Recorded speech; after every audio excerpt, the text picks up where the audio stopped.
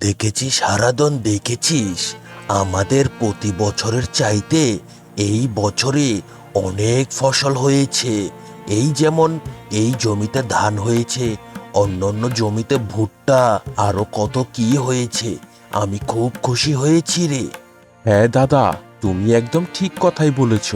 আর এই ভালো ফসলের উদ্দেশ্যটা কি জানো? কারণ একমাত্র এই বছরেই সময় মতো বৃষ্টিও হয়েছে, আবার সময় মতো রোদও উঠেছে। তুই একদম ঠিক কথাই বলেছিস। সববারের চাইতে এই বছরে আমরা একটু ভালো টাকাই ইনকাম করতে পারবো। হা হা হা হা হা। ঠিক কথাই বলেছ দাদা বাবু। সারা বছর কঠোর পরিশ্রম করে আমরা যদি 2টা টাকা বেশি না পাই, তাহলে আমাদের সংসারে সুখ কিভাবে আসবে বলো? প্রতি বছর খুব কষ্ট করে ফসল ফলাই, কিন্তু অনাবৃষ্টি আবার কখনো বন্যার পানি সব কিছুই যেন ধ্বংস করে দিয়ে যাচ্ছিল। এইবার এইবার উপরওয়ালার কৃপা আমাদের উপর পড়েছে। এইবারের মতো যদি প্রতি বছর সময় মতো বন্যা আর বৃষ্টি হয়, তাহলেই খুব খুশি হব আমরা। সেটা না হয় ঠিক আছে দাদা, কিন্তু আমি মনে মনে ভাবছি এই ধানগুলো বাড়িতে তোলার আগে যেন কোনো অনাহারে বৃষ্টি না হয়। উহ, অনাহারে বৃষ্টি হলে যে কি একটা ক্ষতি হবে। হ্যাঁ হারাদন, সব সময় উপরওয়ালার কাছে দোয়া রাখ। উপরওয়ালার কাছে সব সময় দোয়া করে বল, যেন উপরওয়ালা আমাদের এই ফসল তোলার আগেই যেন অনাহারে বৃষ্টিগুলো না দেয়। কিরে নগেন, নগেন তোর আজকে রিক্সা ভাড়া কেমন উঠলো শুনি? এই তো মোটামুটি ভালোই রিক্সা চাপিয়েছি। তুমি তো সকাল থেকে ছিলে না, তাই সমস্ত কাস্টমার আমি একা নিয়ে গিয়েছিলাম। মোটামুটি ভালো টাকা ইনকাম হয়েছে। তা তোমার আসতে এত দেরি হলো কেন শুনি? আর বলিস না, ওই বাসায় একটা কাজ ছিল তো, তাই সকালবেলা আসতে পারিনি। তা তোর তো দেখছি আজকে ভালোই আমদানি হয়েছে রে। কি যে বলিস! আরে একদিনের ইনকামে আর কি এমন হবে? ভবিষ্যতেরও তো একটা ব্যাপার স্যাপার আছে, তাই না? ভাবছি এখন থেকে ওই সকাল বিকাল 2 বেলাই রিক্সা টানবো। তারপর যদি কয়েকটা টাকা পকেটে রেখে রেখে জমাতে পারি, এটাই ভবিষ্যতের জন্য কাজে দিবে। হ্যাঁ, তাহলে তো খুব ভালোই পরিকল্পনা করেছিস। বেশ বেশ, ভালো ভালো। তবে কি তুই এখানেই দাঁড়িয়ে থাকবি নাকি? চল চল, বাজারের হোটেল থেকে কটা ভাত খেয়ে আসি। চল চল, খুব ক্ষুধা লেগেছে। এসে আবার ভাড়া মারতে হবে তো। আচ্ছা ঠিক আছে, চল আমিও তোর সাথে গিয়ে কটা ভাত আর ডাল খেয়ে আসি। আরে হারাদন দাদা যে, হারাদন দাদা, আরে আসো আসো, আমার হোটেলে আসো। আমার হোটেলে খুব কম দামেই খেতে পারবে। হ্যাঁ, মাত্র 35 টাকা, মাত্র 35 টাকায় পেট পুরে ভাত খেতে পারবে। আসো আসো। আরে, এই আমি কি দেখছি? 50 টাকা প্লেটের ভাত 35 টাকায় নেমে এসেছে। হায় হায় হায়, এই কি দেখছি আমরা? এ তো দেখছি দুই ভাইয়ের মধ্যে হোটেল নিয়ে দ্বন্দ্ব হয়েছে। যাক, ভালোই হলো, আমরা এই ফাঁকে কম দামে খেতে পারবো। তুই একদম ঠিক কথাই বলেছিস। এরা দুই ভাই মিলে ওই তর্ক বিতর্ক লেগে প্রতিযোগিতা করবে, আর এই ফাঁকে আমরা কম দামে খাবার খেতে পারবো। হা হা হা হা হা। ও হারাদন দাদা, হারাদন দাদা, আমার হোটেলে আসো, আমার হোটেলে। মাত্র 30 টাকায়, মাত্র 30 টাকায় পেট পুরে ভাত খেয়ে যাও। আসো আসো। আরে কিরে হারাদন, এখনো এখানে দাঁড়িয়ে আছিস? চল চল, 30 টাকায় পেট পুরে আমরা খাবার খেয়ে নেই। চল চল। তা কি হে দাদা, তোমার দোকানে তো 30 টাকায় পেট পুরে খাবার দিচ্ছ। তা কি কি আইটেম থাকবে সেটা বলো। দাদা, খাবার নিয়ে কোনো টেনশন করো না। আগে যেই পরিমাণ ছিল এখনো সেই পরিমাণই আছে। আগে ছিল 50 টাকা, এখন গিয়ে হয়েছে 30 টাকা। সব আগের মতোই পাবে। আসো আসো, বসে বসে খাবার খেয়ে নাও। বেশ ভালোই হয়েছে। চলো দাদা, আমরা 30 টাকায় এই হোটেলেই খেতে বসি। চলো চলো।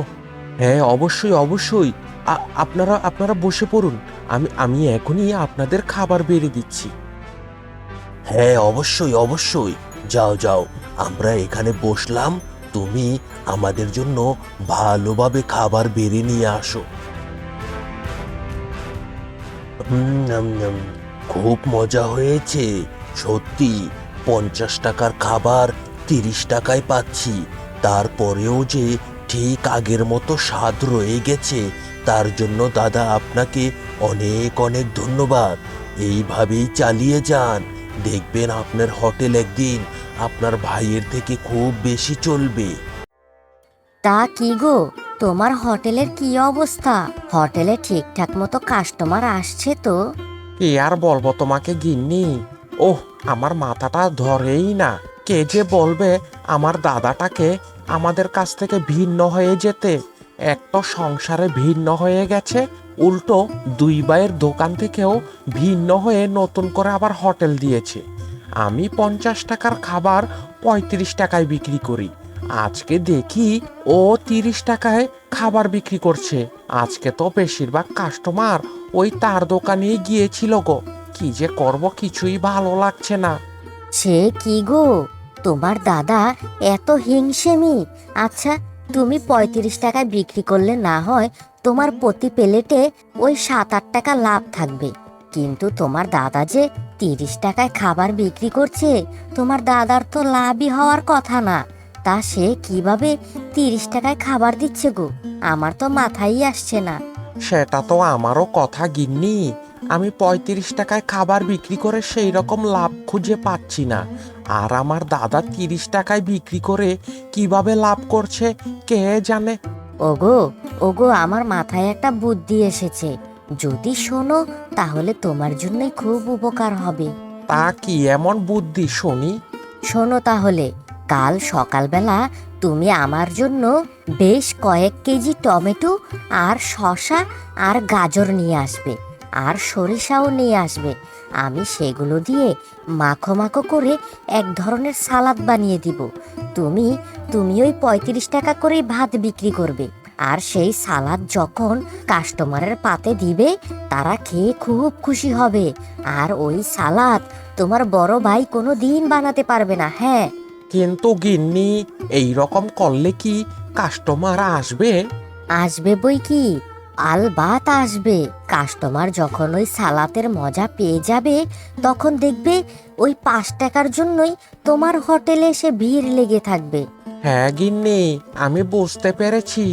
তোমার মা মানে আমার শাশুড়ি আম্মা আমাকে ওই সালাডটা করে খাইয়েছিল।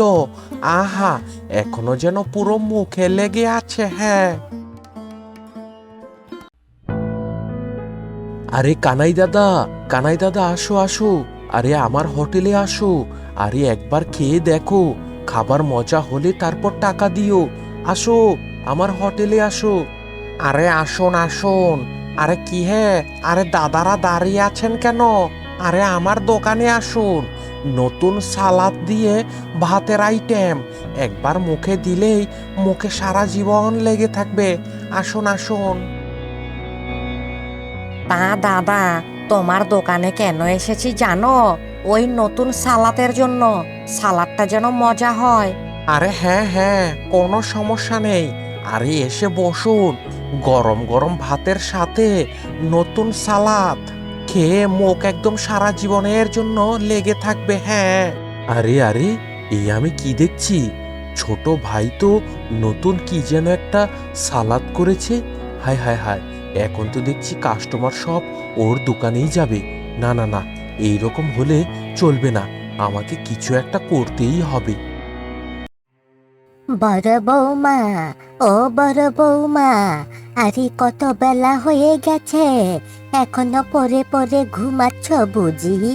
আর এইদিকে আমার খিদে পেটে চো চো করছে। কি গো বড় বৌমা? ওহো, আর ভালো লাগে না। এত সকাল সকাল যে কেন ডাকাডাকি করে কিছুই বুঝতে পারছি না। আহা গিন্নি, সকাল সকাল এইভাবে তোমার বুড়োগুলো কুচকিও না তো। চলো চলো, দুইজন গিয়ে দেখি মা কি কারণে ডাকাডাকি করছে। ওহো, এই বুড়ো মহিলাটার জন্য আর পারছি না। সারা দিন তো জ্বালিয়ে মারে তো মারেই, এই সকালবেলাও একটু ঘুমিয়ে শান্তি নেই। ধুর ছাই। আরে বৌমা, কি হয়েছে? ঘরের ভেতর থেকে কেমন যেন ফুসুরু ফুসুরু শব্দ হচ্ছে। আরে বের হয়ে আয়, আমার তো ক্ষুধা লেগেছে রে মা। আরে শাশুড়ি মা, কি হয়েছে আপনার? হ্যাঁ, সকালবেলা এই ক্যান ক্যান ক্যান ক্যান করতে করতে কানের পোকাগুলো সব বের করে দিচ্ছেন। আচ্ছা মা, কি হয়েছে বলুন তো, এবার বলুন শুনি। আরে বৌমা, তুমি এইভাবে চটে যাচ্ছ কেন? আরে সূর্য কখন উঠেছে দেখেছো? বেলা তো কখনই হয়ে গেছে, এখনো পরে পরে ঘুমালে হবে বলো? আমার তো এই দিকে খুব ক্ষুধা লেগেছে। বয়স্ক মানুষ, ক্ষুধা তো আটকাতে পারি না, আমাকে খেতে দাও বৌমা। আরে খিদা লেগেছে তো কি হয়েছে, আমি কি করব শুনি? আপনার ওই ছোট বৌমাকে গিয়ে বলতে পারেন না বুঝি? উহ, আর ভালো লাগে না এই সমস্ত বিরক্ত। আহা গিন্নি, মায়ের সাথে এইভাবে কেন কথা বলছো? মায়ের ক্ষুধা লেগেছে, মাকে খাবার দাও। ইস, মায়ের জন্য যেমন দরদ একবারে উতলে উতলে উঠছে। সারা দিন সারা রাত কষ্ট করি, খাটাখাটনি করি, এরপর সকালে যদি একটু মনের মতো ঘুমাতে না পারি, তাহলে এই সংসার করে লাভ কি শুনি? ওগো, কি হয়েছে বাহিরে? মায়ের গলা আর ওই বড় বৌদির গলা শোনা যাচ্ছে। মনে হচ্ছে তো তারা দুইজন আবার ঝগড়া লেগেছে। হ্যাঁ, আমিও তো শুনতে পাচ্ছি। চলো তো, চলো চলো, গিয়ে দেখি কি হয়েছে। মা, ও মা, কি হয়েছে গো? সকালবেলা এইভাবে তোমরা চেঁচামেচি লাগিয়েছ কেন শুনি?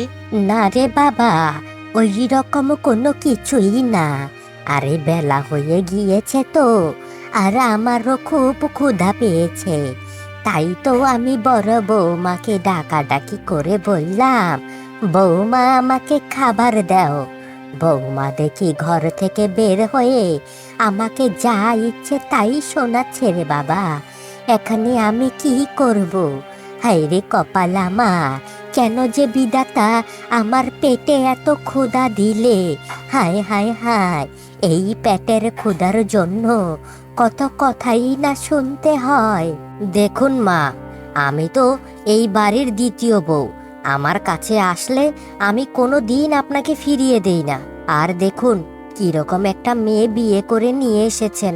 ইস, কি সুন্দর আহামরি করে কথা রে।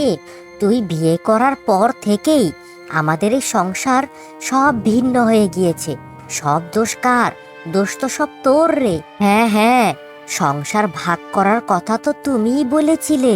তুমি তো সবার সামনে বলেছ আমাদের সাথে নাকি যৌথভাবে খাবে না। তাই তো মা না পেরে তোমার কথা মতো এই সংসারটাকে দুই ভাগ করে দিয়েছে। শয়তান কুটনি বুড়ি কোথাকার। আহা গিন্নি, গিন্নি একটু চুপ থাকো তো। সকাল সকাল এইসব চেঁচামেচি আর ভালো লাগে না। হ্যাঁ হ্যাঁ হ্যাঁ, তাড়াতাড়ি তোর বউকে চুপ করতে বল। তোর বউ যেমন এখানে এসে মাথা আরো চারেপাশে নিয়ে নিয়েছে। হ্যাঁ হ্যাঁ, সেটাই তো। তোমাদের চেঁচামেচি শুনেই তো ঘর থেকে বের হয়ে আসলাম। ভাগ্যিস পাড়া প্রতিবেশী আসেনি, আসলে হয়তো দুটো কথা শুনিয়ে দিত। হায় রে কপাল আমার, কোন কারণে যে ছেলেগুলোদের বিয়ে করিয়ে দিলাম। বিয়ে করার পর থেকে দুই ভাইকে দেখতে পারে না। দুই সংসার আজকে আলাদা হয়ে গেছে। হে বিধাতা, তুমি রক্ষে করো আমাদের। বৌমা, বৌমা আমাকে আর একটু তরকারি দাও তো। তরকারিটা আজকে খুব মজা হয়েছে। ইস, বুড়ো হচ্ছে আর যেন দিন দিন পেটের খিদে বেড়েই যাচ্ছে। এতগুলো তরকারি দিলাম, তারপরেও যেমন হয় না। না না না, এখন আর কোনো তরকারি দিতে পারবো না। 2 দিন পরে তো এমনি মরে যাবে, শুধু শুধু আমাদের খাবারগুলো নষ্ট আর কি। আজকে বৃদ্ধ বয়সে হয়ে গেছি বলে তুমি আমাকে এইভাবে কথাটা বলতে পারলে। তুমিও তো কোনো না কোনো একদিন মা হবে। সেই দিন যদি তোমার ছেলের বউ তোমাকে এই কথাটাই বলে, তখন কি তুমি মেনে নিতে পারবে বলো? দেখুন মা, আপনি কিন্তু খুব বাড়াবাড়ি করছেন। আর একটা কথা যদি আপনার মুখ দিয়ে শুনি না, তাহলে কিন্তু এই ঘরে আপনার জন্য খাবার সারা জীবনের জন্য বদ্ধ করে দিব। এই আমি শেষ কথা বলে দিলাম। আহা গিন্নি, মায়ের কথা এখন বাদ দাও তো, এখন আমার কথা শোনো। আমি তোমাকে কি বলি, ওই ছোট ভাই তার হোটেলে নতুন একটি সালাদ বানিয়েছে। সেই সালাদের জন্য তার হোটেলে অনেক কাস্টমার আসছে গো। তুমি এক কাজ করবে, তুমি যেভাবেই হোক লুকিয়ে লুকিয়ে তার গিন্নির হাতে দেখবে কিভাবে তার গিন্নি ওই সালাদটা তৈরি করে। একবার যদি ওই সালাতের কারিশমাটা আমরা বুঝে যাই, তাহলে আমাদের হোটেল তাদের থেকে আরো বেশি চলবে। হ্যাঁ, তুমি একদম ঠিক কথাই বলেছ। আমি যেভাবেই পারি আমি ওই কুটনি বুড়ির কাছ থেকে লুকিয়ে হোক আর আড়ালেই হোক ওই সালাদ কিভাবে বানায় সেটা আমি শিখে নিব। আর এরপরই তাদের থেকে অনেক বেশি টাকা আমরা কামাবো। হ্যাঁ বাবা রে, বাবা তোদের একটা কথা বলি, এত হিংসেমি করিস না। সে তো তোর মায়ের পেটেরই ভাই। এত হিংসেমি না করে দুইজন মিলে মিশে একসাথে ব্যবসা কর, অনেক ভালো কিছু করতে পারবি বাবা। দেখো মা, তুমি যেটা না বুঝো সেটা নিয়ে কোনো সময় কথা বলতে এসো না। তুমি ব্যবসা সম্পর্কে কি বুঝো? আমার ব্যবসা আমাকেই করতে হবে। তুমি এখন খেয়ে দিয়ে চুপ করে ঘুমিয়ে পড়ো তো। এই রকম জেদ করিস না, তোর ভাইটার সাথে মিলেমিশে থাক, দেখবি উপরওয়ালা তোদের ভালো করবে। তা গিন্নি, তোমার হাতের সালাদটা যে এত মজা হবে সেটা তো আমি কল্পনাও করতে পারিনি গো। কাস্টমার শুধু হু হু হু হু করে আমার হোটেলে ঢুকছে গো। হ্যাঁ, হ্যাঁ, তোমাকে কি বলেছিলাম, বলেছিলাম না সেই সালাদ আমি আমার মায়ের হাত থেকে শিখেছি। সেই সালাদ তোমাদের এই গ্রামের কেউ বানাতে পারবে না। হ্যাঁ তোমার ওই সালাতের অনেক চাহিদা বুঝেছ, তাই ভাবছিলাম কি আজকে 1 কেজি সালাদ আরো বেশি বানিয়ে দিও। প্রতিদিন সালাতে অনেক শর্ট হয়, কেউ খেতে পায় কেউ খেতে পায় না। আচ্ছা ঠিক আছে গো, তুমি যেভাবেই ভালো হয় সেভাবেই করো। সব সময় কাস্টমারদের সাথে খুব সুন্দরভাবে ব্যবহার করবে, তাহলেই দেখবে কাস্টমার মন খুলে তোমার হোটেলে আসবে। ঠিক আছে গিন্নি, তাহলে তুমি সালাদটা বানিয়ে রাখো, আমি আমি ওই বাজার থেকে একটু ঘুরে আসি। আরে আরে, জমিদার মশাইয়ের ছেলে দেখছি। আরে বাবু, বাবু কোথায় যাবেন বাবু? হ্যাঁ কাকা, অনেকদিন পর শহর থেকে গ্রামে এসেছি। ভাবছি এই 1 মাস এই গ্রামেই হেসে খেলে কাটিয়ে দিব। তা বেশ বেশ বাবু, এখন আপনি কোথায় যাবেন? আপনি যেখানেই যেতে চাইবেন আমি আপনাকে সেখানেই নিয়ে যাব। আপনার সাথে অন্য কারও তুলনা হয় না। আচ্ছা শোনো কাকু, আমার না খুব ক্ষুধা লেগেছে। আচ্ছা, তোমাদের এই গ্রামে এমন কোনো ভালো হোটেল আছে কি, যেই হোটেলে আমি খাবার খেয়ে খুব তৃপ্তি পাবো? হ্যাঁ বাবু, অবশ্যই আছে। আরে আমাদের ওই বাজারের মধ্যে 2 ভাইয়ের একটা দোকান আছে। সেই দোকানে যেই সুন্দর একটা সালাদ বানায় না, সেই সালাদের সাথে গরম গরম ভাত খেলে আহা, সারা জীবন যেন মুখেই লেগে থাকার মতো হয়ে যায়। তাই নাকি? এ তো খুব ভালো কথা। তাহলে ঠিক আছে, চলো চলো, আমাকে আমাকে ওই দোকানে নিয়ে চলো, দেখি গরম ভাতের সাথে নতুন সালাদ খেয়ে কেমন লাগে। ঠিক আছে বাবু, আপনি উঠে পড়ুন, আমি আপনাকে এখনই ওই বাজারের ভাতের হোটেলে নিয়ে যাচ্ছি। আসুন আসুন আসুন, আরে এই হোটেলে আসুন। এই হোটেলে পাবেন মাত্র 35 টাকায় পেট পুরে খাবার, আর সাথে আছে স্পেশাল সবজি, গরম ভাতের সাথে নতুন সবজি। আসুন, আসবেন, খাবেন আর আনন্দ নিয়ে বাসায় চলে যাবেন। আসুন আসুন। আরে এই হোটেলে আসুন, এই হোটেলে আসুন, এই হোটেলে। এই হোটেলে পাচ্ছেন মাত্র 30 টাকায় পেট পুরে খাবার। পেট পুরে খাবার খেয়ে যান মাত্র 30 টাকায়। আচ্ছা কাকা, তুমি আমাকে একটা কথা বলো তো, এরা তো সম্পর্কে 2 আপন ভাই, তারা এইভাবে আলাদা হয়ে গেল কেন? আবার দেখছি দুইজনে 2 হোটেল, দুইজন দুইভাবেই ডাকাডাকি করছে, কি হয়েছে এদের মধ্যে? হ্যাঁ বাবু, কি আর বলবো, তাদের মধ্যে পারিবারিক একটু ঝামেলা আছে তো, সেই কারণেই আর কি। তাদের দুই ভাইয়ের মধ্যে কোনো মিল নেই। তা এই যে তোমরা দুইজন দুইজন হোটেলের মালিক, একটু আমার কাছে আসো তো, তোমাদের সাথে আমার একটু কথা আছে। হ্যাঁ হ্যাঁ বাবু, বলুন বলুন। আরে আপনি তো ওই জমিদার মশাইয়ের ছোট ছেলে, তা কি বাবু, কি খাবেন বলুন। খাবার না হয় সেটা পরেও খাওয়া যাবে, কিন্তু তোমরা তো দুই আপন ভাই, তা তোমরা এইভাবে আলাদা করে দোকান রেখেছো কেন শুনি?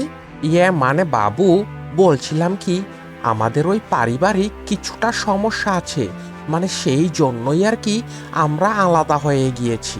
তোমাদের দুই ভাইয়ের দ্বন্দ্ব দেখে মানুষজন তো সব হাসাহাসি করছে গো। তুমি বিক্রি করছো ৩৫ টাকা প্লেট, আর তোমার বড় ভাই বিক্রি করছে ৩০ টাকা প্লেট, অথচ প্রতি প্লেটের দাম ৫০ টাকা করে। তোমরা দুই ভাই একসাথে মিলে যদি ব্যবসাটা করতে পারতে, তাহলে প্রতি প্লেট ৫০ টাকায় বিক্রি করতে পারতে, আর সমস্ত কাস্টমারই তোমাদেরই থাকতো। এতে করে তোমাদের ২ গুণ ইনকাম হতো। তোমাদের তো মাথায় সমস্যা আছে দেখছি। বাবু, আপনি একদম ঠিক কথাই বলেছেন। সত্যি সত্যি আমাদের খুব ভুল হয়ে গিয়েছে, কি যে করব মাথায় আসছে না। হ্যাঁ বাবু, আপনি একদম ঠিক কথাই বলেছেন। আমরা আমাদের অহংকারের জেরে আমরা দুই ভাই দুইজনে আলাদা হয়ে গিয়েছি। এই রকম হওয়াটা মোটেও ঠিক হয়নি। আমরা আমাদের ভুল বুঝতে পেরেছি। আমরা আমরা কাল থেকেই এই হোটেলটাকে ভেঙে আবার আগের মতো দুই ভাই এক হোটেলে বসবো, আর খাবারের প্লেট বিক্রি করব ৫০ টাকা করে। ও হ্যাঁ, আরেকটা কথা তোমাদের বলতে ভুলেই গিয়েছি, মায়ের সাথে কোনো দিন খারাপ ব্যবহার করবে না। মা হচ্ছে রত্ন, সেই রত্নকে তোমরা যত অবহেলা করবে, ততই তোমাদের জীবনে তুচ্ছ তাচ্ছিল্যের সৃষ্টি হবে। আপনি একদম ঠিক কথাই বলেছেন বাবু। আসুন আসুন আসুন, আমাদের হোটেলে সে খাবারটা খেয়ে যান।